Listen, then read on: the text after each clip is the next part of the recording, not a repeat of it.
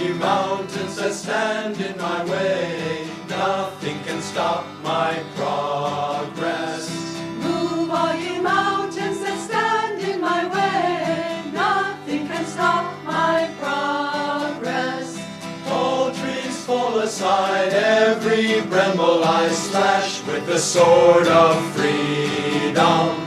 Tall trees fall aside, every bramble I slash with the sword of freedom.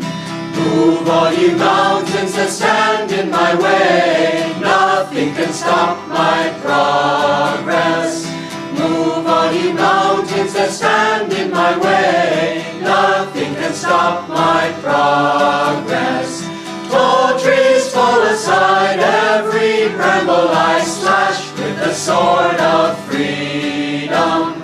Tall trees fall aside, every bramble I slash with the sword of freedom.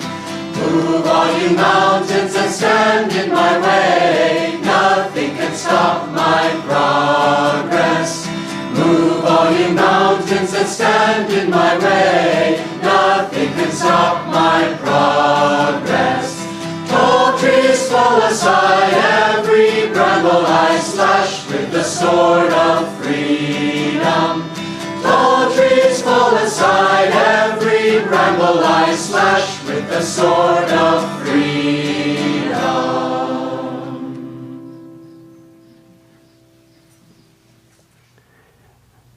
I was thinking on how wood duck babies are a perfect metaphor for falling on the spiritual path. Swami was asked, well, why do people fall? And he said that, of course, something as sacred as liberation and uniting in God, it takes a while to accomplish that, and people are naturally going to stumble along the way. As many of you know, we have quite a few bird watchers in the community that the wood ducks, they nest about 20, 30 feet high in a tree, and the mother, who is of course fully grown, she flies out of the nest cavity and lands on the ground, and she calls to all her young. And the little baby wood ducks, they perch on the cavity, and they have stubby little wings with no feathers. And the mother's calling them like Guru, like God is calling to us to come out into this world and learn the skills of soul liberation. And so the little birds, they look and they pause, because it is quite a ways out there, and they cast themselves off into the air. And they're fluttering like this, but they just have these tiny little wings, and they're very vigorous, but they are very ineffectual. And then they land on the ground and they bounce, and they kind of look like this a little bit, and then they follow their mother. And in a way, it sort of seems like that. There's so much to learn, and we fall so many times on the spiritual path. We really aren't trying unless we are. Divine or Master Paramahansa Yogananda said that this earth is just a speck in the cosmos, and we're just a little speck on the earth, and Divine Mother's body is all the comets and all the stars of space, and she becomes disappointed in us, or hurt even, when we say, no, this little body, I'm happy with it, forget the rest, forget you. And and it takes a while for the soul to free themselves up from that identification. Master, he talks about how the ego identified with the body, it traps cosmic consciousness into its little shell. And it's only in breaking that identification that our consciousness spreads out into infinity, like the soul is. Well, what helps us lose our perspective? It's identifying with a false joy, something that promises everything, but in the end gives nothing. And discrimination is always having your goal just clearly set in front of you. And what causes us to lose our discrimination? It's really a lack of love, lack of devotion. Devotion means having that constant yearning of the heart to be united with God and to be in that state of oneness, just as a child wants to be with their mother. If the child is separated from the mother, the child is always thinking of the mother and happily comes into a sense of oneness again.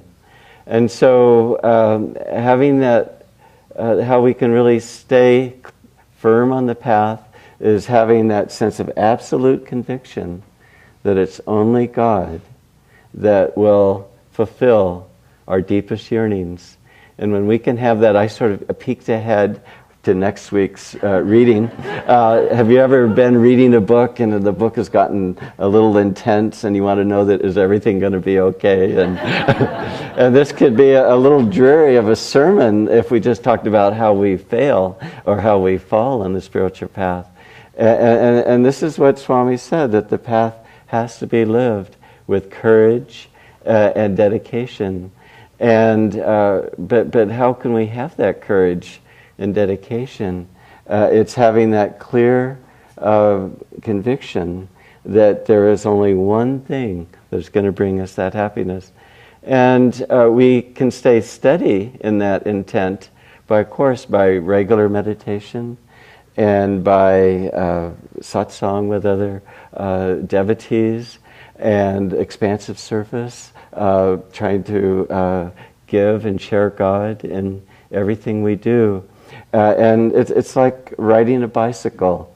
If we are riding steady on our bicycle, we do fine. But if we start to coast and we slow down a little bit, what happens? We fall over, don't we? And so to just be very, as Swami was saying, we have to fear delusion in terms of just know its power. And by staying steady and not relaxing on the path, we can keep that firmness and that momentum going. But things will happen to us along the way. And I wanted to talk about some of the delusions that catch people that are on the path.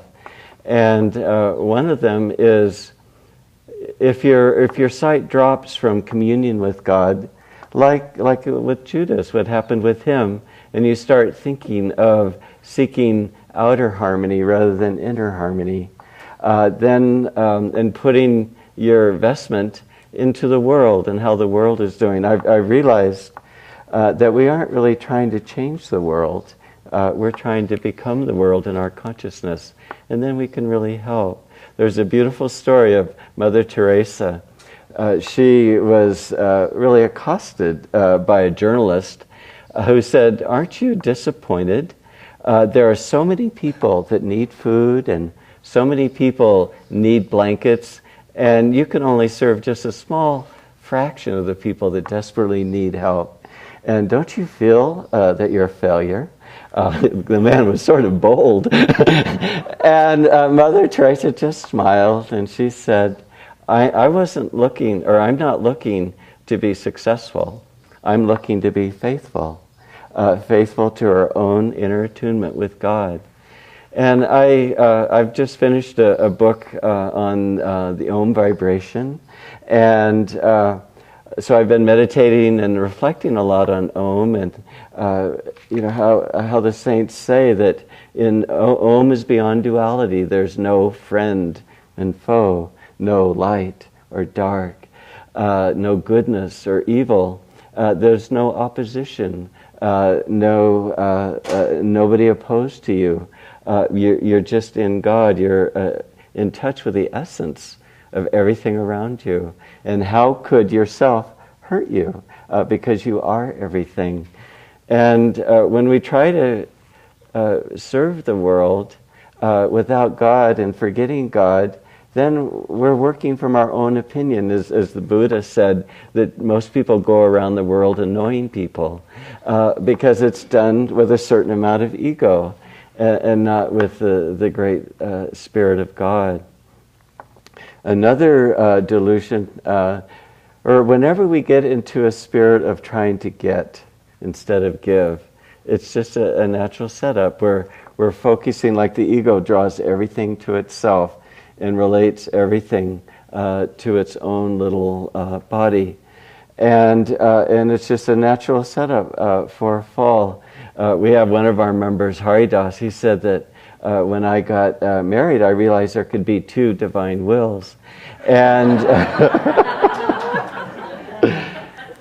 and everything, every soul that isn't free has a self-will and is trying to draw energy to itself.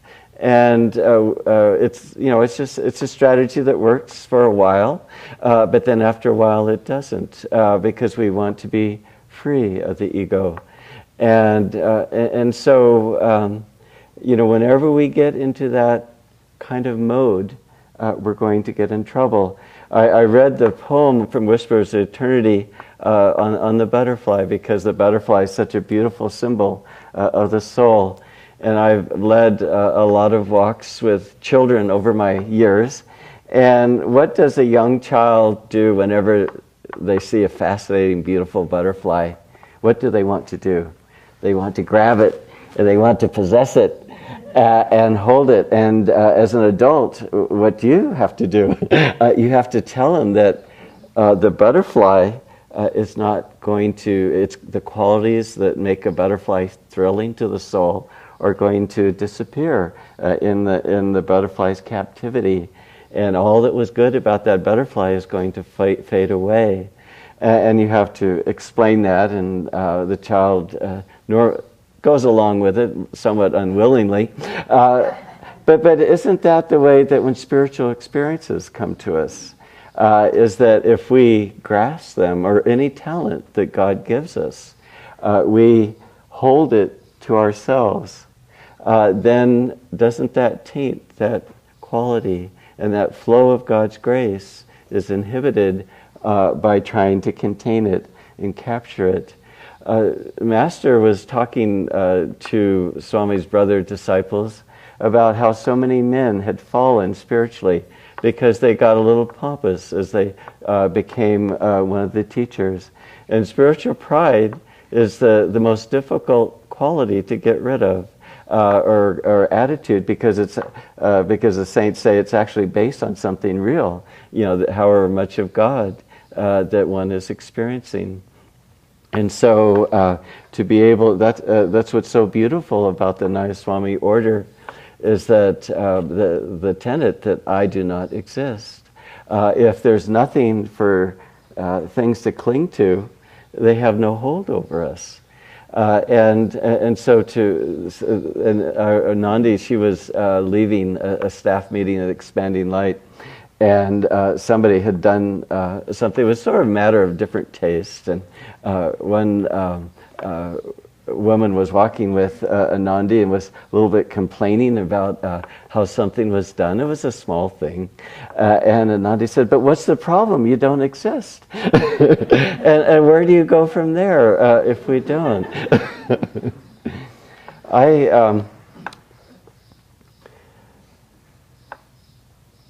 As we're going along, we experience challenges of, maybe with the emotions, or maybe temptations, or maybe physical illnesses, and how do we really embrace them? We could think that, well, they're just inconvenient and they're stopping us from what we need to do spiritually, and I wish they weren't here. Or we could look at them as like a meditation. What is the purpose of meditation?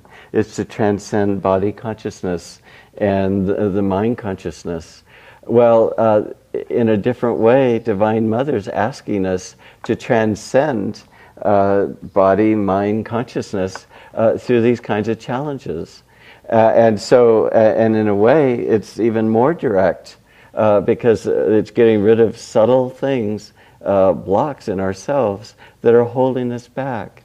And so to embrace these opportunities, in preparing for Sunday service, I heard about a Jesuit priest who was captured by the Soviet army during World War II, and they thought that he was a Vatican spy. And he spent 23 years in Soviet prison camps. And he worked for many of those years in the infamous salt mines. And he said that by the title of his book is God, or He Leadeth Me. And he just felt that God had taken him into this experience. And so he was going to serve God and did serve God. And he found that great bliss in serving in the salt mines. And he said he was able to overcome the arrogance of evil and just transcend that, and found that even serving in the salt mines for years and years was a work that was pleasing to God.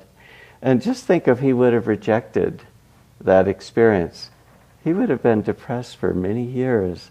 But he found freedom in that. And I was thinking about Swami Kriyananda's his statement that karma is a blessing of divine love. And how, let's say you have a pendulum. And the soul looks for outward fulfillment. And so it pushes that pendulum in a certain direction. But God, in His mercy, has created duality. And karma is the reaction of a certain direction that we propel ourselves in. And so we naturally have to experience its opposite, don't we? If God just let us keep on going, we would go farther and farther and farther away from God. But that swings back, and we experience the other. And so we can't get that far away from our center in God. And there's probably a lot of reasons why Swamiji has said that karma is a blessing of divine love. But I think one of the big reasons is so that we don't get that far from God, and that we learn from our mistakes. And although it wasn't the priest's desire to go into the prison camp, and if somebody falls spiritually, we think, well, it's because of my desire for something. But that priest's karma propelled him into that situation. Paramahansa Yogananda said that we can overcome any limitation at all. You know why? Because we created that limitation in ourselves in the first place, by the energy that we put out. And since we've created it, we can destroy it. And so, how the devotee falls, it's just a stumble. What is when we stumble, what happens to us? We pay more attention, don't we? We're more alert. We look out. And so any temporary setback is just a time for us to reassess what we've been doing, to gain clarity, to find out something that has been hidden from us, that is blocking and contracting our energy, and then we can pay attention to it, and we can free ourselves of it. And so next week we'll hear much more about how devotees rise. But I wanted to give you a few pointers today so that you weren't held in suspense and held down in terms of the weightiness of delusion and life's challenges. But it's really, I remember having a real challenging period some years ago, and a psychic said that she hadn't seen very many people change in an incarnation as much as she saw that I had, and she said that this was your greatest soul friend, and during that period I was really starting to see that very clearly towards the end, and then for some years afterwards and on, I could just see the liberating blessing of that experience. And so whenever anything comes to us, of course, it's coming from God, and it is in God, just as that Catholic priest thought in the salt mines. We may think that our little experience of life, we're in the salt mines ourselves.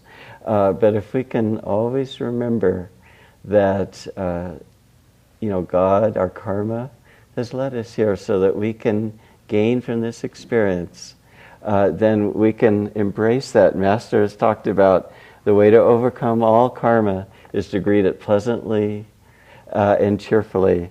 And why is that? That's because we're embracing it. We're receiving what God has given us for our liberation. And only then can we get at the heart of it and then put out the direction of the energy in the direction that will free us and rest more in Divine Mother's love and consciousness. Bless you all. Though green summer fade and winter draw near, my Lord, in your presence I live without fear.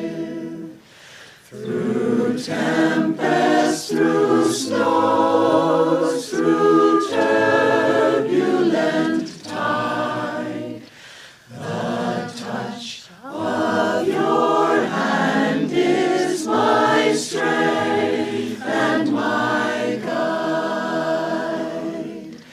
I ask for no riches that death can destroy. I crave only thee, your love and your joy. I ask for no riches that death can destroy. I crave only thee, your love and your joy. The dancers will